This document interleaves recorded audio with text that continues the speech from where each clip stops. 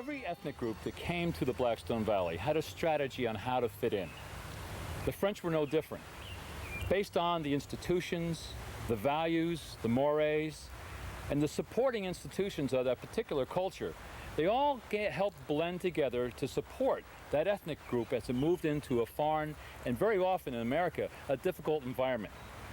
Now we're here with Norman Vallencourt, who is a professor at Johnson Wales College, head of the Humanities Department, who also happens to have a French language program, Le Programme de Français. Le Programme Français, you have it. I always need a little Hey, not bad, not bad. Yeah. On WOON. We're here at River Island Park to talk a little bit about the French experience here in the valley and learn something about the impact they had here. Now, Norman, what kind of strategy did the French have?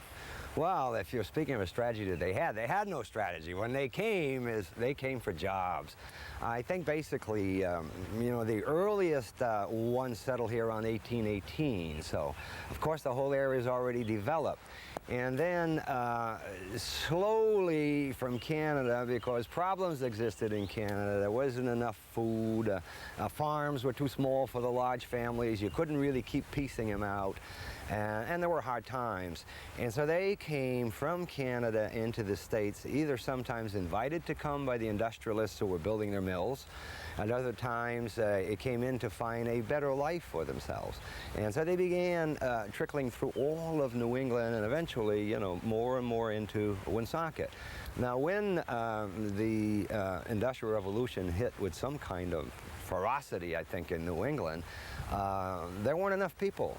And the people from Europe, particularly the French, the Belgians who built mills in the Woonsocket area or in the rest of the Blackstone Valley, thought it might be a great thing to go get Canadian workers. There were already some here, they needed more bodies, so they started inviting them to come to the States, particularly for work. And I think on the whole, the strategy for the Canadians was to remain Canadian. I don't think that they had, any ambition of becoming, to blend in, if you will. No ambition of becoming assimilated to the rest of the culture. They were Canadians and felt their identity very strongly and always still related with Canada, perhaps more than they did with the States, at least in the earlier decades when they were here. When they came here, their faith was very, very important. Their church was so important.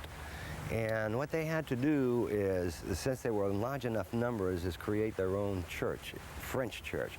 They went to an English church. Most of the people who really seriously wanted to practice religion couldn't understand anything. They were afraid their children would miss out on religion. Religion and culture for them and the language were one and the same. So they appealed to the bishops primarily in the States, but first to Canada if they would have priests to send here. Got to remember that the French in Canada lived on farms, and they were far apart, okay? The neighborhoods were far apart. The heart of their civil life and their social life, actually, was the church. So when they came here, they wanted to maintain that kind of identity and that kind of grouping, and so they needed a church to do that. So the church was the heart of everything.